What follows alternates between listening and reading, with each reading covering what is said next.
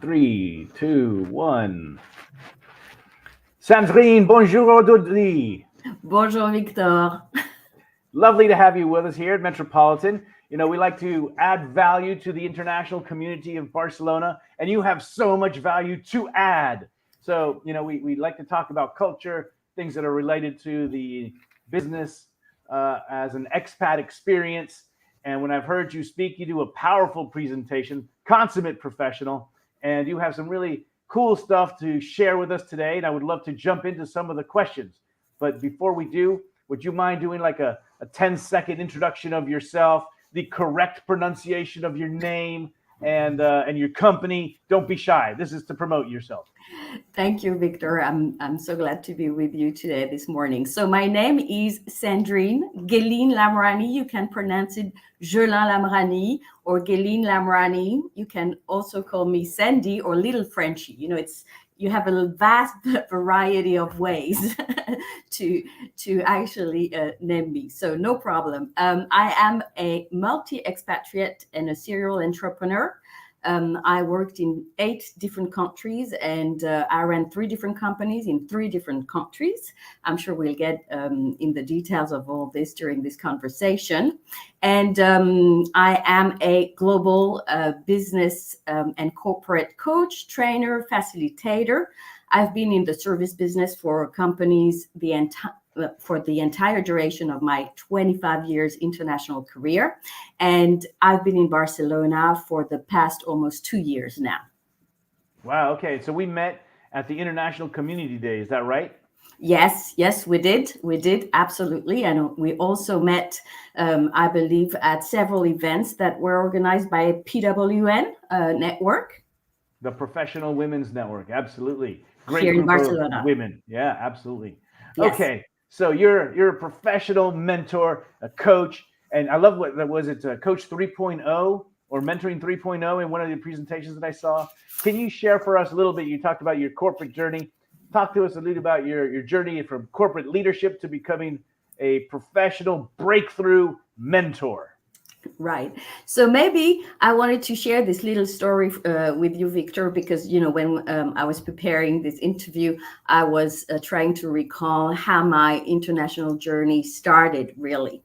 And I remembered that actually 34 years ago, I was a 15-year-old teenager in Paris. I'm originally French, from Paris, France. And I was eager to get out of my own cultural environment. I was eager to push a little bit the walls. And so I started putting a strategy together to convince my parents to let me go abroad and study as a high school student. And against all odds, because, it was like the beginning of the 90s, this strategy worked. So I found myself in Munich, Germany, as a high school student living with a local family. And really that was a time, I think, that really was the starting point of my international journey, because when I was there, something incredible happened. I actually realized that I could relate much more with my German counterparts that I could do with my French fellow citizens back at home. Why? Because, suddenly in that new environment, everything could not be taken for granted anymore. And everything was a source of discovery and passionate discussions. So really, I think it was the starting point for me, where it opened a sort of unique dialogue based on curiosity and empathy. That was really the start of my international journey, and it has never stopped since then. Wow. Okay. So you were 15 at the time, and so you're a young lady. What do you think were the turning points that led you to transform your career, and how did this experience shape your approach?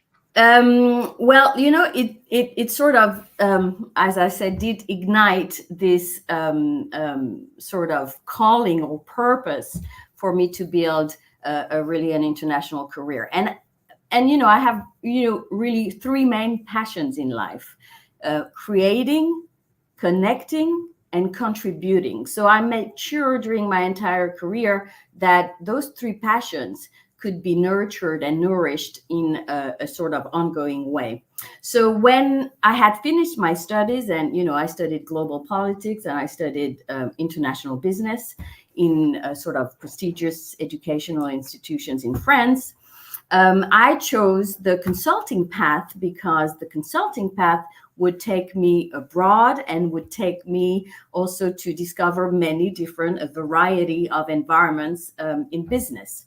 And so I started my career as a business consultant. I was working for a niche consulting firm which was British, and we were specialized in working capital management. So we had these very sort of technical specific projects, but for major industrial groups without the world. And this is where I worked within multicultural teams, very often throughout Western Europe and in the US. And so I really started getting accustomed, to the cultural diversity, the cultural dimensions that, one needs to know and one needs to adapt to and one needs to leverage to be performant in the expat world or in the international world.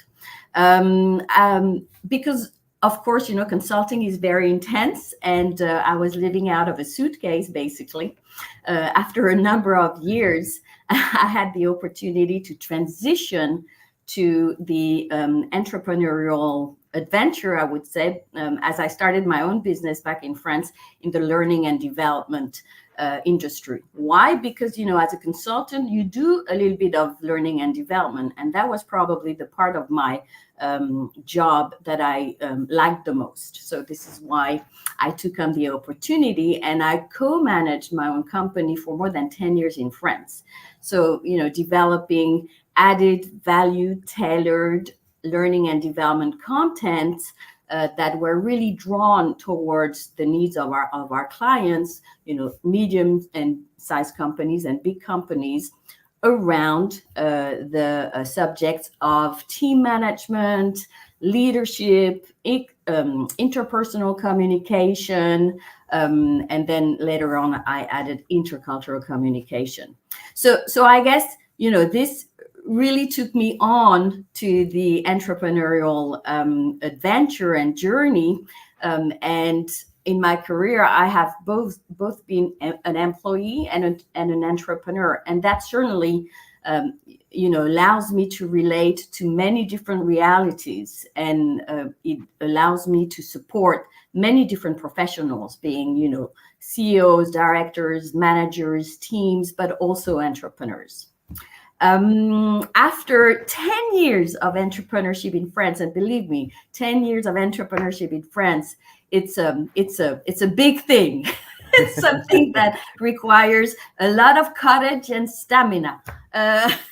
We decided, my family and I, to leave France and to go and spend a little bit of Morocco, because my personal journey also took me to build my own multicultural family. My husband is Moroccan, and we have a daughter who is a teenager now, but at the time she was 6 years old, and we wanted to spend a little bit of time in Morocco. So this is what we did, and this is there that I added my third hat, the business coaching hat, right? So consulting, learning and development, and business coaching. This is why today, I can provide business coaching services, but also, I'm a trainer, I'm a facilitator as well. After almost 6 years in Morocco, we felt that we wanted to sort of expand a little bit more, get back to a more international scene. And we had the opportunity to get to Istanbul, Turkey, and Barcelona, now Spain. And during that time, this is where I crafted what I call now my professional coaching 3.0 offer, where we support companies, CEOs, directors, managers, and their teams so that they can unleash their full professional potential using innovative digital tools. And because a lot of what we do at my company, GNL Shift, which is an international coaching firm, is international and is online. we use today those innovative digital tools for all of our clients, and it allows them to deploy their potential in a very different way, because between coaching sessions, they will keep learning about what they have to learn to perform as a CEO, manager, director. Parfait. So, the question, I had a couple of questions and I'm taking notes, so please don't be disturbed if I'm not looking at you. Talking Sure. about your high school abroad. I love the create, connect, and contribute. I love the Morocco angle, as well as Istanbul and now Barcelona. So in Barcelona, we live happy lives. Could you elaborate a little bit on your concept of living a happy professional life and how your signature programs, because I've always loved the idea of this coaching 3.0, help individuals and companies achieve professional happy lives? Well, yeah, professional happy life, I guess, for me, and this is very personal, professional happy life for me has always been about having a sort of navigation system. And I put my own navigation system very early on. I actually wrote an article about that in Brains Magazine, if you care to read it, because and I did that with my husband. So we did that as a couple and as a family. The exercise of putting your navigation system in place is for you to sit down and to list, let's say, between 5 to 10 life goals. And, those life goals can include professional goals, of course, for the next decade. So what you really want to do is looking at your next 10 years and taking the time to really reflect on, what would be your professional goals there? What would be your personal goals there? Your social, your family, your spiritual goals. And so my husband and I, we did that exercise very early on. I think we were something like 25. We actually took a tool and a method that was taught to us in our business school, and we applied it to the personal and the professional life. Now it is the third time that I have been doing that in my life. And if you do that, and then of course, if you review then, this list very carefully, and if you share it with your loved one, it's very powerful, because it will, subconsciously, what you will do then, what you will put into action will certainly be leaning more towards your goal than if you hadn't written anything. So I think the navigation system, and as an expat, as you want to build this international career, which is probably, a little bit more difficult to build than a purely national career, obviously, right? Because when you get into the expat world and the expat career, certainly you have, levels of complexities that are much bigger than if you had stayed in your own, environment, country, culture, and everything. So certainly taking the time to do that and to reflect and to share was very important and was key to my, international success, if you want. Okay, excellent. I have some notes that I've been taking, but for other questions that I had not previously thought of. Well, I'll leave those to the end so we can focus on the things that I would like to make sure that we hit. So Sure. When you're talking about like mentoring and coaching, I've been a mentor, for example, with the Professional Women's Network for, I don't know, 5 years or something. Mm-hmm. And we always talk about roadblocks and limiting beliefs, a framework in your own mind that either catapults you forward or holds you back. Can you talk about roadblocks and limiting beliefs and how they, inhibit achieving your full potential and leading fulfilling lives? Yes. And of course, this is something that we address, very much in coaching. So just because you're mentioning mentoring and coaching, maybe just a few words about the difference. Mentoring is about seeking support and advice from a person that has been doing the same thing that you have been doing, professionally speaking. So for instance, if I'm a consultant, and I get a mentor that is this person has to be a sort of more senior consultant, so that this person can give me some advice and share his or her experience. So this is really mentoring. And it happens that I am a mentor too, Victor, in this PWN program. And the person I am mentoring, is actually has the goal to develop her own coaching business and her own coaching services. Because I'm a business coach, because I'm an entrepreneur, and I've been doing that for a long time, I can be a mentor to this person.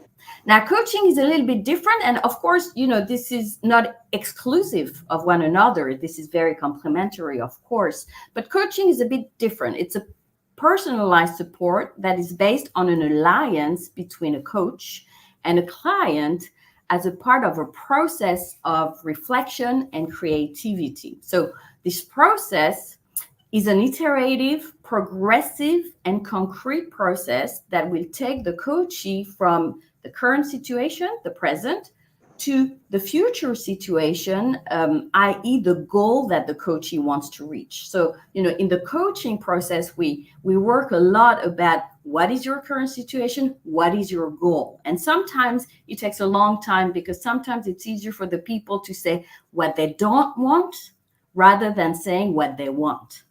And so this is the coach's, professional techniques that allow very often the coachee to sort of get clarity on, what he or she wants.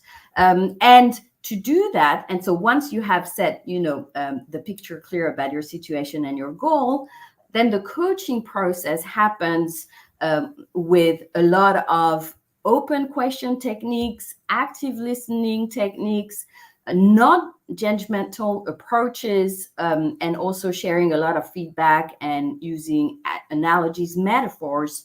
A lot of this is actually has a name, has a target. It's to get the roadblocks out of the way about what you were just mentioning, Victor. The limiting beliefs, maybe the fears, etc. And of course, the coach is trained, and I'm an ICF certified coach. So if you have a professional coach that is certified and that knows all these processes and those techniques, it will allow the clients to remove those roadblocks once those roadblocks, and that could be limiting beliefs, that could be fears, for instance, are identified, and the person can move on with the help of the coach. But the coach will not advise. The coach will not tell the client what to do.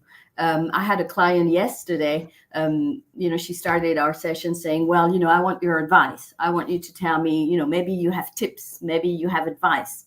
And I said to her, well, let's talk about your situation. Let's talk about what you're experiencing, and we'll do the journey together and we'll reflect. And so it happens that with my questioning, or with my reflect, me, doing the sort of mirror effect with my feedback, she slowly but surely found solutions and ideas that she couldn't have had herself. That's the coaching process. Okay, excellent. And how do you started to touch on how you help them overcome these challenges. Can you expand a little bit on that? How do I help them overcome those challenges? Yes. Yeah. And well, it's first of all, it's applying those coaching techniques, as I was telling you. So that's during the coaching sessions.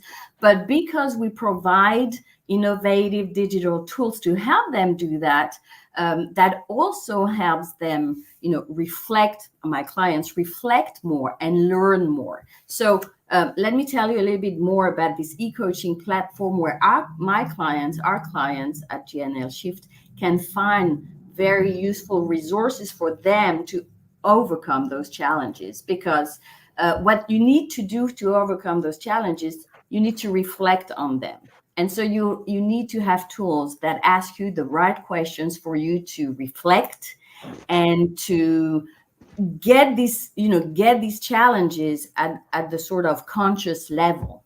And this is one of the tools that our clients find on this e-coaching platform. It's those exploration and insight questionnaires that will help them overcome those challenges. Now, sometimes those challenges, they're also due to skill gap, a competence gap. I remember the CEO that I was coaching, and I was coaching this person, around issues about her time management, overall organization of her activity. She was feeling overwhelmed. She had a big team, a lot of responsibilities, etc. And I realized that a lot of what she was doing was due to the fact that she had never been trained, on time management, how you organize your day or your week or your month. How do you prioritize? How do you also step back and, how do you keep your balance or relax? So, I provided tools for her so that she could sort of learn about that. And then during the coaching sessions, what we did is that I allowed her to, take the tools and the resources that were useful to her so that she could, put in place what would make sense to her. So it's also a journey of adaptation. The coach sort of dances with the coachee all the time. So, and the coach adapts to, whatever is there. On the e-coaching platform, our clients will also find sort of very pragmatic toolkits, how-to sheets, models that are useful to know when you are a CEO, manager, or a director. So it could be about, management posture, management practices, conscious leadership, interpersonal skills. We work a lot with tools and models, that are about interpersonal and intercultural communication. So overcoming those challenges, as you said, takes a process, and it takes also supporting tools, and it takes also, the personality of the coach and the professionalism of the coach, of course. Okay, so as I recall, when you describe yourself as a personal or professional breakthrough mentor, what strategies do you use for helping your client develop a stronger sense of awareness of themselves? Can you address that a little bit? What strategies do I use to foster professional growth and self-awareness in our clients? Well, first of all, everything that I described, of course, to you already, which is, the very core of the coaching process, and also the learning and formative tools that I provide to my clients. So if I take an example, for instance, I do a little bit of expat, also career coaching, and if I coach, someone that has interrogations about his or her career as an expat, I would take the person through a very defined 7 steps process so that the person can actually assess his or her current situation, build on her professional past, and we spend time, reflecting on the professional and the personal path of the person in the past. Also build on his or her present, because today the person has distinctive needs, constraints, values, motivational values. So this is very important to bring that into consciousness. And we use a lot of psychometric assessments as well. Psychometric assessments are very useful for the people to bring to consciousness things they might know about themselves, but they haven't actually put a name on it. It could be personality traits. It could be behavioral preferences. It could be motivational values. It could be preferences in your communication with others. There are a vast variety of psychometric assessments that we can use, and a lot of them are on our e-coaching platform.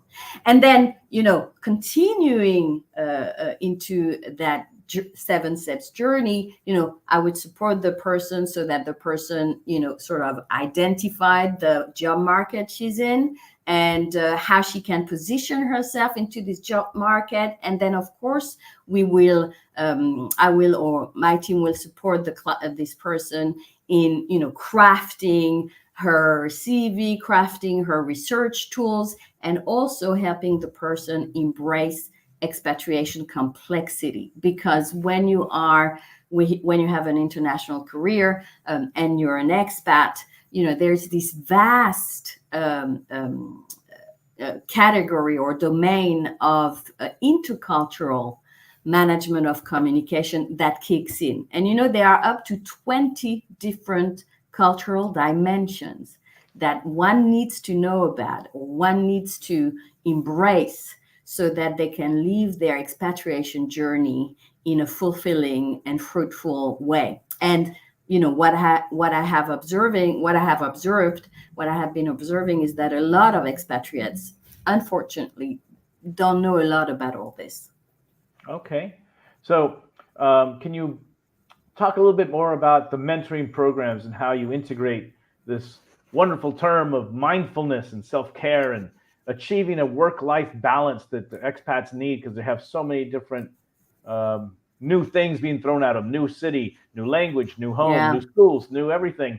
And a lot of times it's, in my experience, it's usually the wife who is following the husband, and then she has to take care of decisions of where they live, what schools they have to go to, all this stuff. Sometimes she doesn't even speak the language, and she's sometimes putting on hold her own professional growth, very much to her own frustration.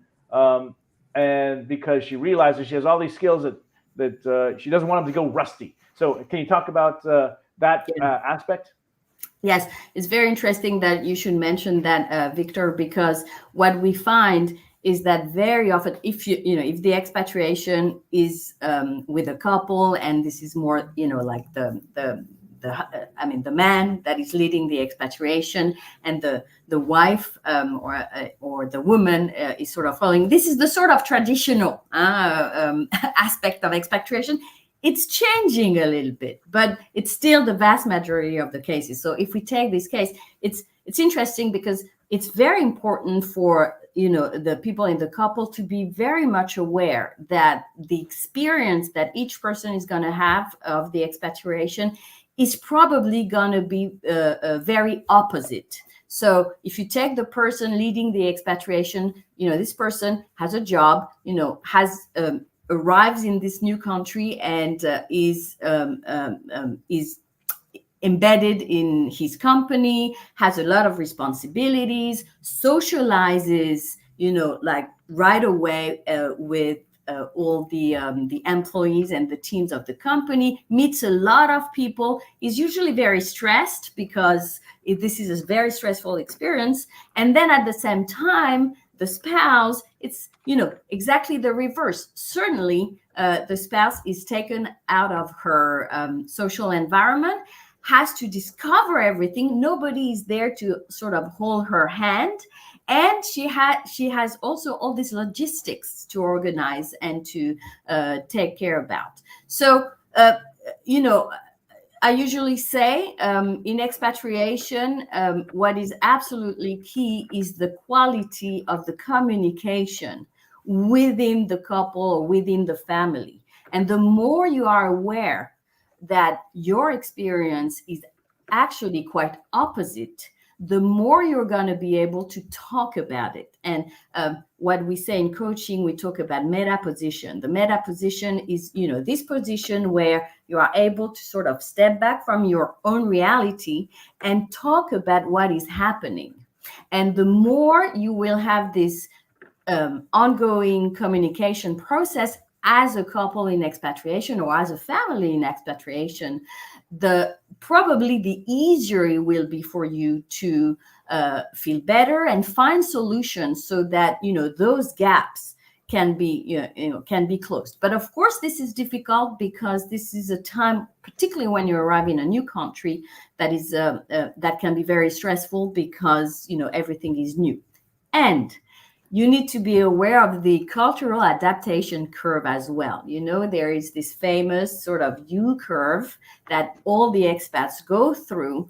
And, it goes from, the first phase where everything is shiny, everything is interesting, everything is wonderful, to, the step where, you realize that, that this is not that easy. There are actually differences. You try to, adapt sort of a little bit superficially to all these differences that you are beginning to sort of observe and identify.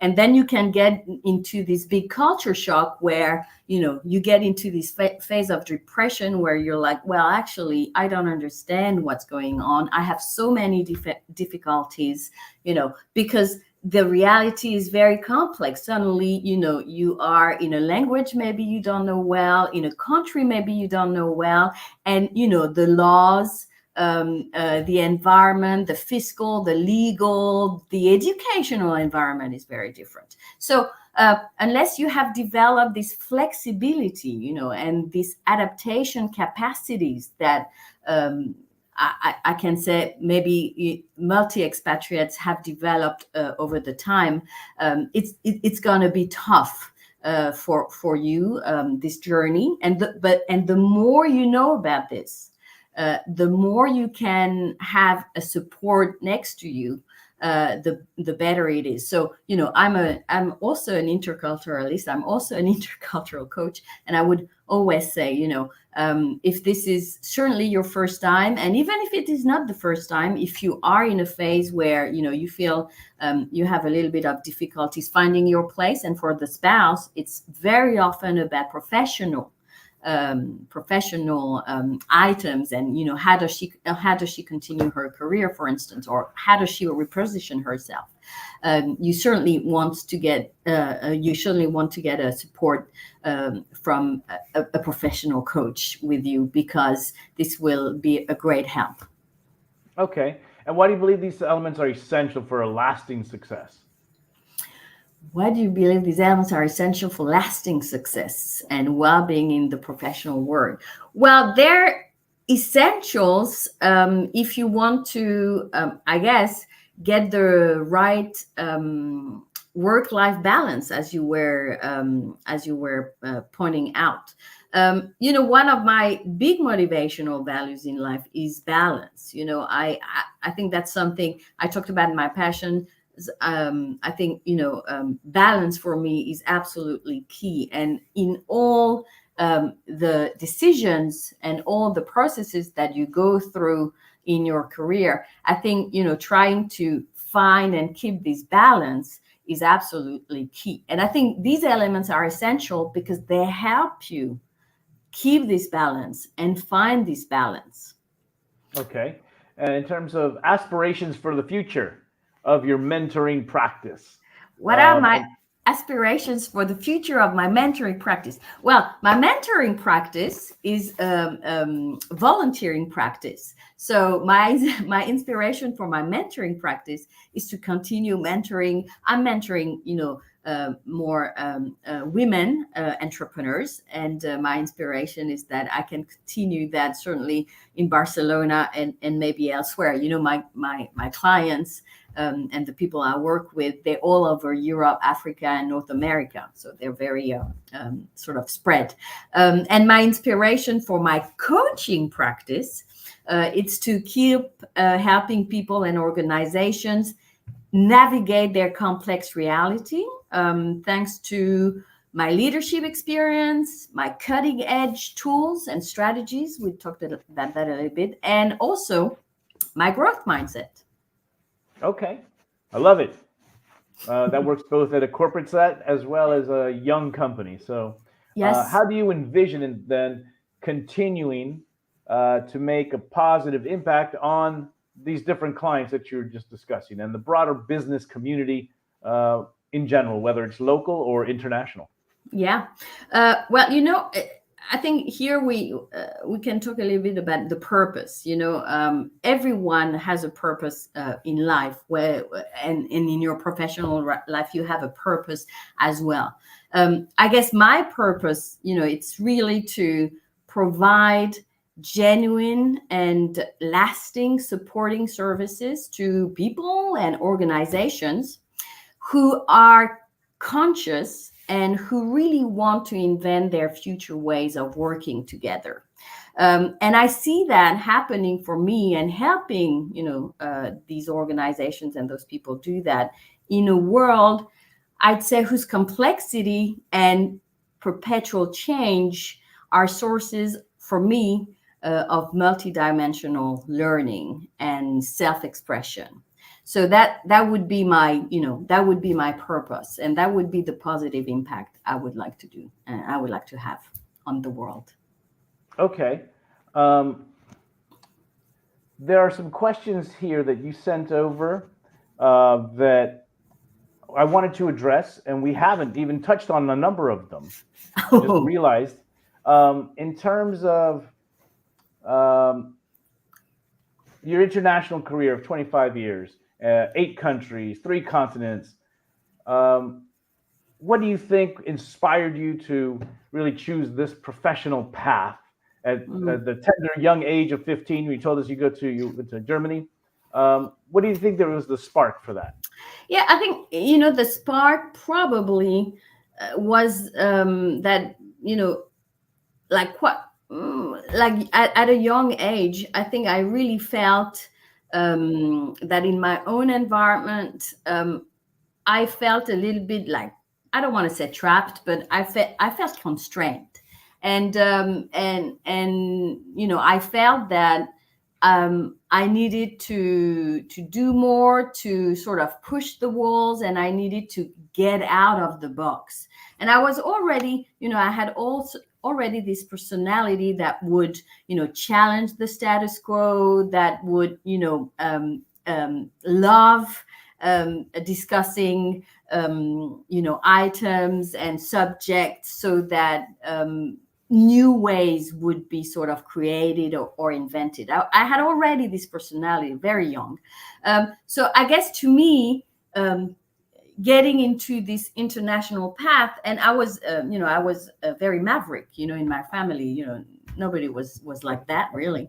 To me, it was a sort of logical pathway, so that I could keep learning, and learning and lifelong learning is a big motivation for me as well. I like the saying by Einstein, that says, if you don't keep learning, you start dying. Well, for me, it's really true. So I think one of the big motivation factor as well was my thrive for learning, and it has never stopped. I usually say, if I know to do something well, if I have crafted a sort of expertise or a process that I can handle very well, and I am an expert in, I am no longer interested. I need to move on. Okay. Now, one thing that fascinates me is the name of your company. Can you talk a little bit about, where the name comes from, the GNL shift? Yeah. Okay. So GNL shift. So G, it's the first letter of my birth name. L, it's the first letter of my spouse name, of my married name.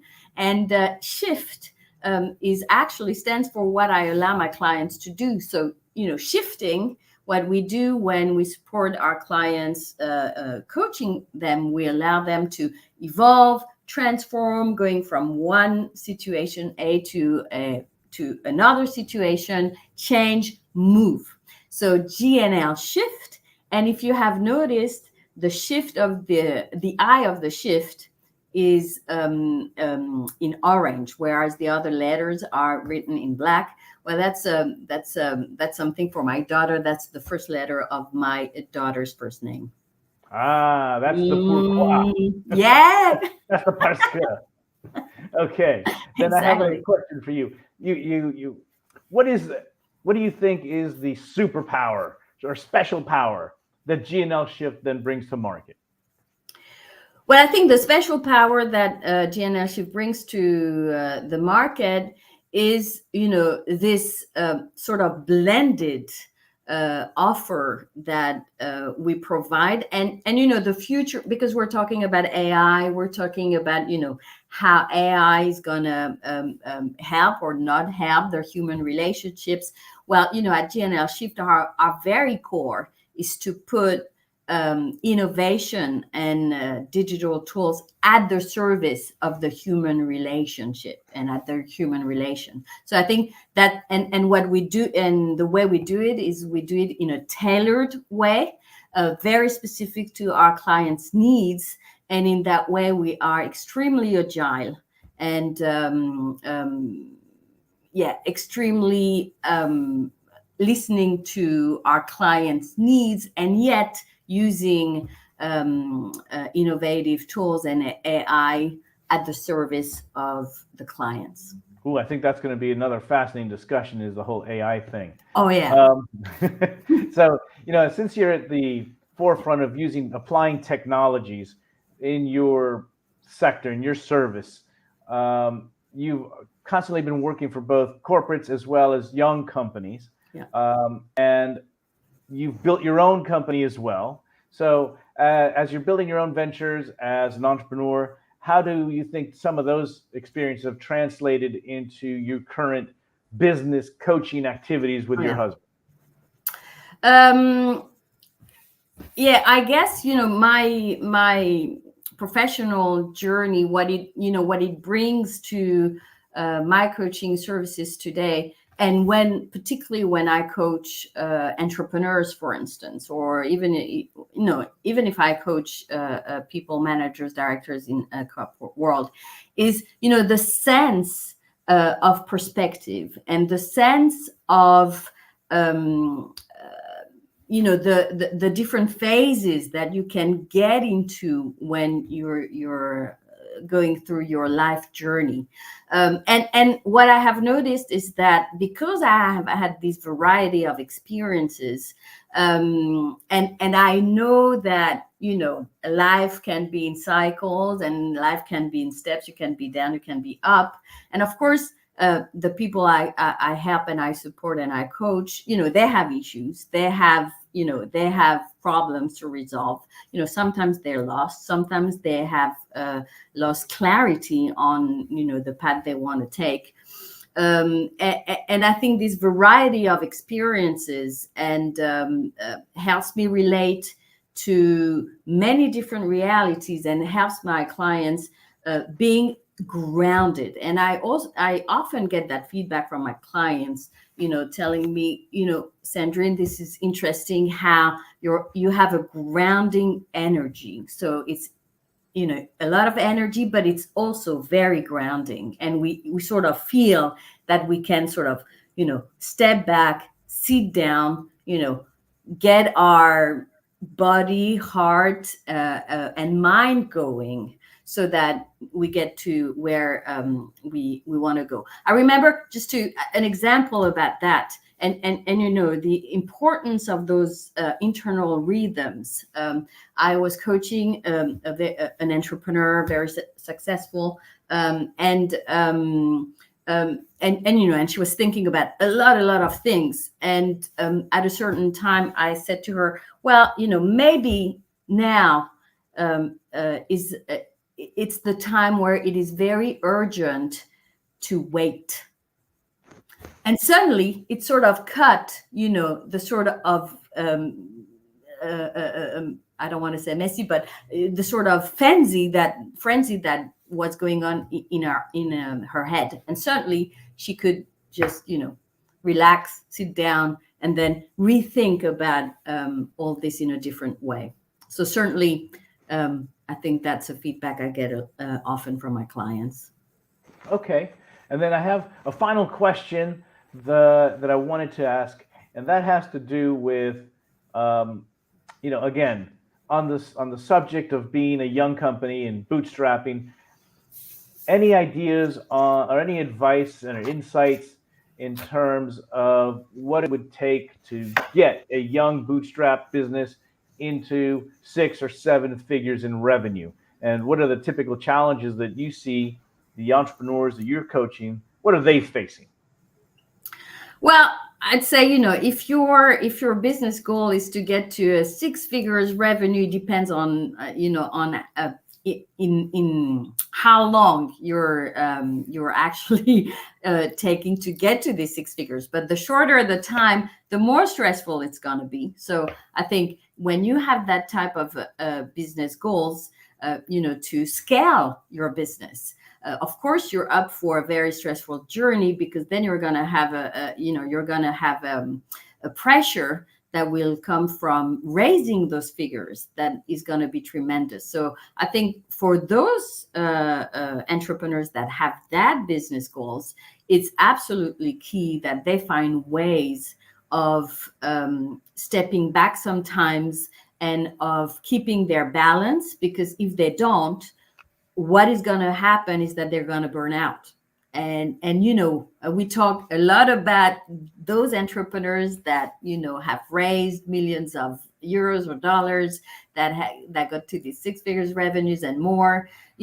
What is the cost behind? A lot of them just burn out. So I would say what it takes a very solid environment. And when I say environment, it's surround yourself with people that you can count on. Surround yourself with people that are grounding to you. Could be family, could be friends, it could be colleagues, of course, so that when you go through this bumpy journey, you have the resources to get back on track, and you have the resources to get back your energy. That's absolutely key. And I like the Richard Branson. I know he's a little bit old now, but Richard Branson, he's an entrepreneur that has been really writing a lot about that.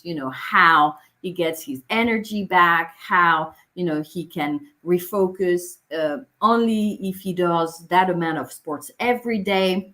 And I think that's absolutely key, to find those practices as an entrepreneur that has this scalable business goal. Excellent. Well, this has been very enlightening, both to learn about you as well as understand how thoroughly comprehensive your approach to everything is. One of the challenges that I recently posted something, and I don't know if you can share some of your thoughts on this. I posted in LinkedIn a poll regarding the issue of being told during a job interview, if you're looking for a project, that you're overqualified, and so you're turned down for a job that you're basically too good for. And I often think that that's actually it's a catch-all term, and maybe it's not meant with malice, but it's actually not helpful, because it doesn't really explain why you're too good, or maybe it's to hide the real reasons for why you didn't get hired. Any of this ever come up in your work? Well, yes, of course, and it comes up regularly. Well, that's interesting, because this is where the preparation for searching for a job comes in. If you get an interview and the result of the interview is you're overqualified for the job, it's probably that you haven't targeted the right job anyway, right? Because you sort of should have known that before, right? Now, sometimes you get some surprises, of course, during interviews, and that can happen.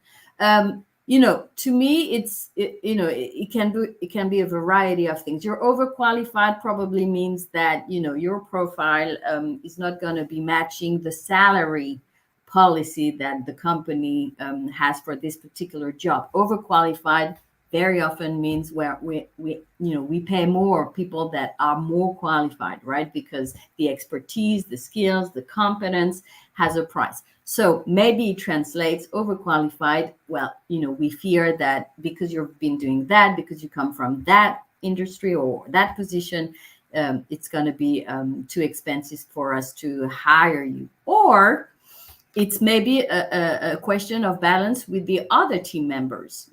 How do you manage as a company, teams where you have a variety of generations, and this is a big problem with companies today, where you have 4 generations at work all together.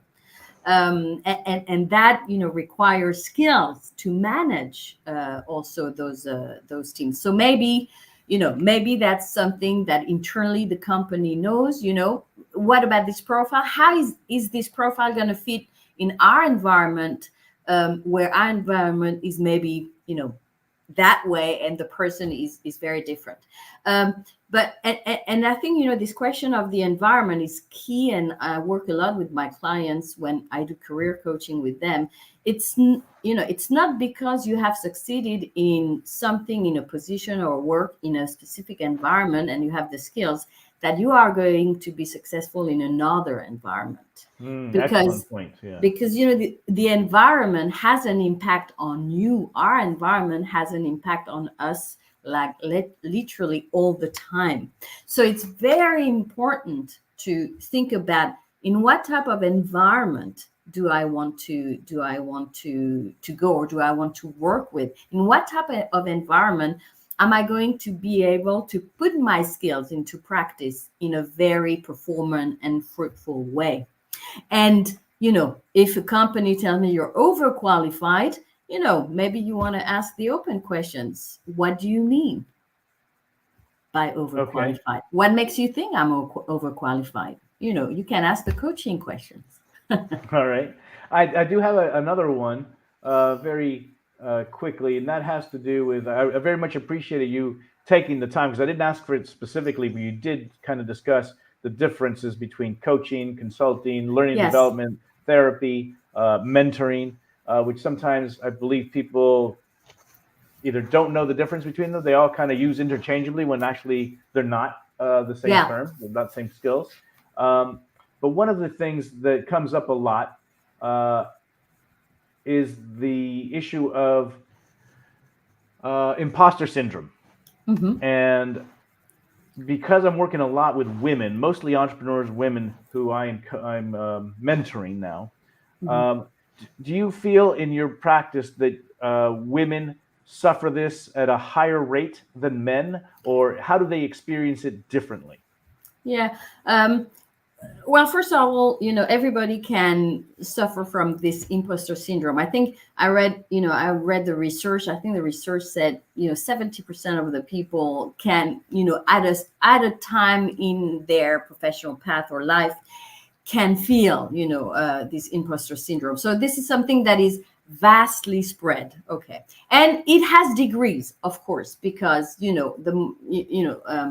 depending on the situations, this feeling of not being worthful, this feeling of not being qualified, or this feeling of, I had this success, but really it was not because of me, it was because of chance, hazard, because of some of the reasons. This type of feeling can appear, in different situations, and it's for everybody. But certainly women, because of their positioning within societies, because of the history of the traditional roles of men and women within societies, they can certainly know this syndrome probably a little bit better than men.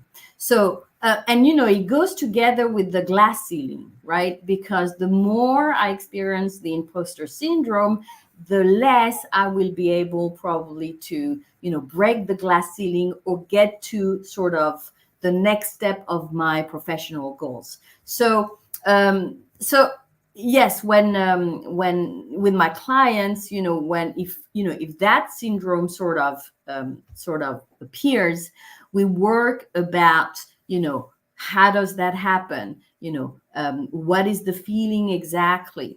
And what could be another perspective on the situation? If we were to take the opposite perspective, what would that be? What would that mean? And if that situation changed, what would change for the person. So this is a way that, of course, you can tackle the imposter syndrome so that you bring it to the consciousness level. And once it's there, you have the possibility to take it, and put it where it belongs. Put it on the table. Yes, it's there, and you know why it's there, and then you can sort of move on more easily. And talking about that, also talk about the these feelings is the first step, probably with a coach or with anybody else. Talking about that. And I also saw an interview of a woman. She was it was back in France. She was an intern in a French hospital, and she had been an intern, and then came where before she was only studying. And when she came into these internship periods, she felt this syndrome in a big way, because she felt, I don't know anything, I'm not the doctor here, and I'm worth nothing and everything. And what she did, she said it helped her a lot. She talked about it with some friends, and she started a sort of cartoon representing her daily professional situations where she would feel that syndrome, and she made a comic book out of it. And I think that's a great way, and it's a great way to sketch something, identify something, and get something out, which leads us, to the power of writing. Writing, sketching is an activity that is absolutely key to bring things to consciousness, and having the things out of you for good. Okay, excellent. Well, I don't have any other further questions. Good. I do have a request, and that is, how can we be of service to you, Sandrine? You've been very generous with your time, talking to us about what you do, and what would be an ideal client for you, or how can Metropolitan help you? Right. An ideal client for me right now would be a company, and that could be CEO of the company, people working in the HR department of the company, or even managers or team members of the company. A company that has multicultural teams, and I know there are a lot of companies like that in Barcelona, and that want to improve, enhance the way the teams work together as multicultural teams. And maybe a company that is looking for support in that area, and that also is sort of interested and open to innovative digital way of doing that. I would be very interested to meet that type of company. Well, let me ask you this. ¿Tú parles bien l'espagnol? Un poco. Mi español está bien, pero no está muy bien ahora. Okay, d'accord. So we need to do that in English or French. Yeah. Mais bien sûr, je peux parler un petit peu en français. Mais je n'ai personne avec qui je peux pratiquer le français pendant la journée. Avec moi. Well, there's an event tonight. If you don't know it, are you familiar with Fuck Up Nights? No. It happens, regularly. I'm going to be a speaker at a series of events this week and next week. If you're interested, we can chat afterwards, and I can probably get you an entrance. And then in Mataró, there's going to be the Tech Summit, and that is going to also have a number of entrepreneurs. And I would love to invite you to that, as well as to an event that I organize regularly, which is the Barcelona FinTech group. And so these are organizations that might be good in terms of potential leads and potential clients for you. Excellent. Well, I'm glad that I can immediately identify some clients that I believe can use your skills and to help their intercultural challenges and business development challenges, and just the general, I guess, trajectory of being an entrepreneur. It always kind of sounds cool, as if it's going to be steady growth and maybe looking for that hockey stick, and really it's all over the place. And you talked about it. A lot of people think that being an entrepreneur is cool and sexy. You don't have a boss. Well, in my case, I have like 400 bosses. They're all called clients. I don't have time off. I don't have a good work-life balance. Luckily, I love what I do, and my wife, who is far more intelligent than I could ever even hope to be, is tolerant of my ability to just deal with this. But you really need people who have the experience that you have at a global level in different facets of business that are here to help us out. It's a growing ecosystem, and I'm really glad that you're part of it. So thank you so much, Sandrine, for offering your insights today. And I look forward to seeing you at other events too. Me too. And we'll talk further. And I have an idea for our next interview. Maybe you should interview your wife then. We would be really happy to listen to her. Okay. Well, let's see what she has to say. She does not like the spotlight, even though she's an amazing public speaker. That's a challenge. Super smart. But we'll see what we can do then. All righty. Well, then, Bye. À la prochaine fois. À la prochaine fois, Victor. Merci beaucoup.